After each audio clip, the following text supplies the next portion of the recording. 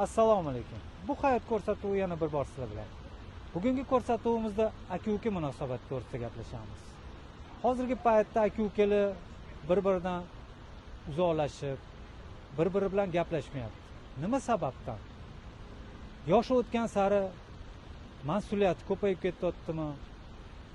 Yoki bir-birini xafa qilgandan, bir-birini chetga surmasdan bir-biridan kechirim so'ramayaptimi?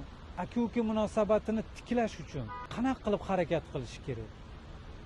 Yana shu aka-uka birga bo'lishi uchun bugun shu masala bo'yicha gaplashamiz. Biz bilan birga bo'ling, bizani kuzatib boring. Opa-singillar haqida-chi? Endi bunga sabablar ko'p turlicha. Birinchi o'rinda o'sha ota-ona o'tib ketgandan keyin o'sha qizlarni uyiga borgisi kelmaydi, masalan. Bundan tashqari ish, oilaviy muhit, hamma turmush o'rtog'i, bola chaqasi bilan ovora bo'lib ketadi, ishga borib keladi, ishdan charchab keladi, bolalarning muammosi, bolalar kasal bo'lib qolishi mumkin. Oilaviy har xil sharoitlar bo'ladi-da.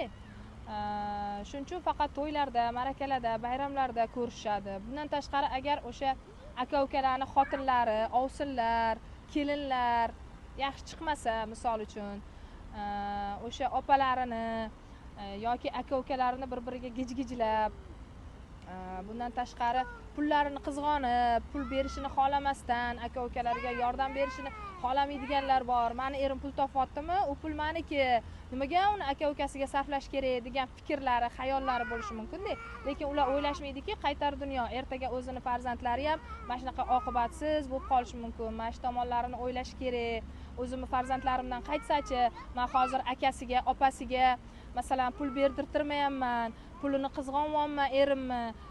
Lekin ertaga o'zimni ham mana o'g'illarim bor. Ularni xotinlari shunaqa bo'lsachi, bir-biriga hamma narsani qaytishini o'ylash kerak-da. Bu dunyo qaytar dunyo. O'shaning uchun menimcha unaqa qilish kerak emas.